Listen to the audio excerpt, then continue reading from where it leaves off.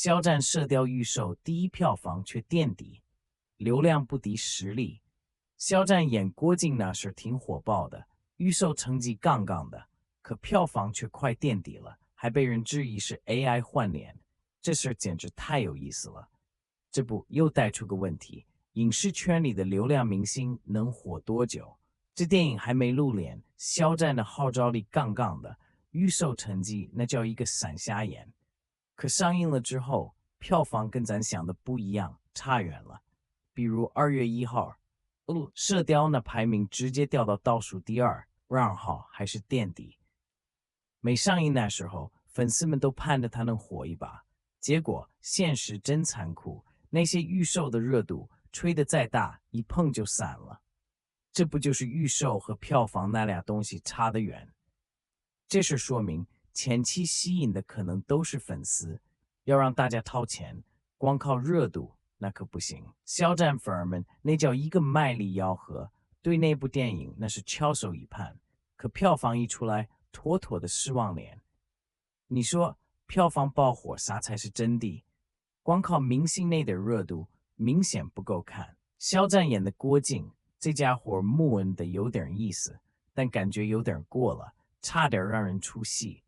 演技这事儿看法不一，有人觉得他挺努力，郭靖这角色确实不好演，可也有人觉得他没把郭靖那老实巴交、木稳但不失大义的形象演出来。整部戏看下来，总觉得少了点什么。这演技上的争议，估计也是票房不咋地的一个原因。观众看电影，演员演技可是个关键评判标准。要是不让观众带入角色，那票房自然就惨了。这种武侠片里的男主角，要是演技不行，整部片子立马就掉价了。咱们演艺圈演技这东西得一直练。你说演个侠客，光靠脸蛋可不行，还得有深度，得把那个角色的灵魂都演出来。有人把票房不济怪罪到徐克导演头上，你说黄蓉这角色怎么就少了点古灵精怪？肖战这男主也没把人物特点给演到位，这不摆明选角上就出了岔子。再来说剧情，2个小时的电影时长确实有点紧张，可这电影大半篇幅都在谈情说爱，家国情怀和侠骨柔情都没好好展示。咱们这武侠片光谈恋爱，那可就跑偏了主题了。导演这事得好好琢磨，他到底是想按自己那套玩法来改，还是压根没摸透原著的魂儿？导演对片子走向的拿捏，对观众看到的成品影响可大了。要是导演拍板拍错了，那咱们团队前期忙活的全白费了。有人质疑肖战的脸是经过 AI 技术换的，这说法简直太扯淡了。要是有这种想法，那简直就是在暴露自己的无能。这暴露了电影制作的不给力，让观众萌生了这种不靠谱的猜想。或许是拍摄、剪辑等环节出了点小差错，才让人产生了这种联想。这也暴露了电影质量不佳，口碑下滑，才让这种无稽之谈满天飞。要是作品做得好，质量过硬，这种荒唐的猜测是不会出现的。演员这行当，传这种事谁都不想摊上。要我说，片子没达到预期效果，这才闹出这些闲话来。哪差这电影里头亲情元素满满，台词逗得人哈哈笑，那打工仔申公豹简直让人心疼。他戳中了咱们心里最软的那块地方，让人忍不住跟着感同身受。这些亮点凑在一起，票房自然就爆了。这种有内涵、有深度的电影，谁看了都会情不自禁的想去影院给他捧个场。这帮骗子就靠流量凑数，没点让人心动的真材实料，想火也火不长。这东西跟那些有真本事的骗子差远了。给那些想混影视圈的人提个醒，得有能让人记心的东西才行。肖战挺有人气，不过演技这事大家看法不一。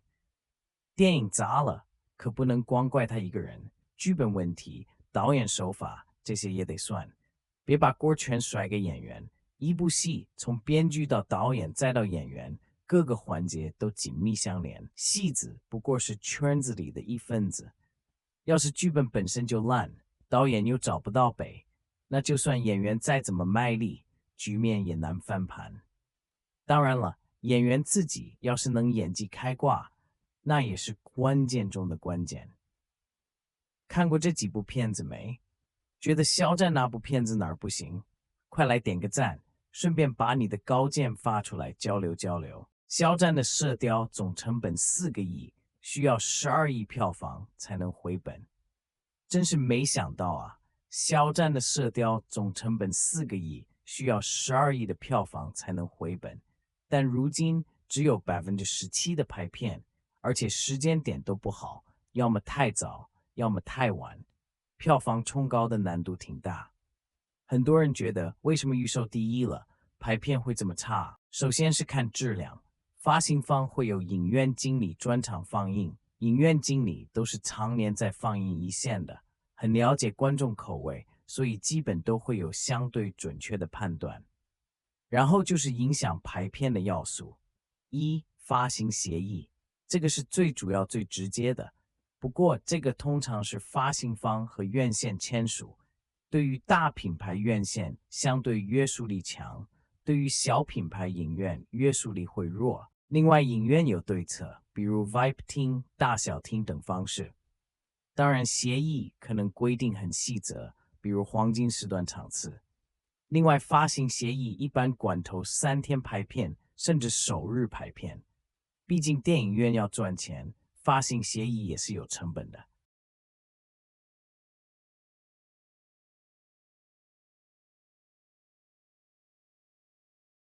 预售当然是最直接的，但是现在因为很多粉丝电影预售会冲得很高，所以预售的参考值也会有所降低。目前主要参考值是点映上座率，这个就是一个非常直接的票房佐证。电影院是资本，一切是利益为主，所以头3天是看预售，保本排片协议有没有达到预期收益，这个就看上座率跟退票率等数据。第4天开始慢慢就是市场反馈，也就是所谓口碑发酵过程，比如哪部人流量比较大，上座率很高，哪部人流量很少，没几个人看。所以肖战的电影只要口碑没问题，从初4开始就有明显的增幅，大家拭目以待吧。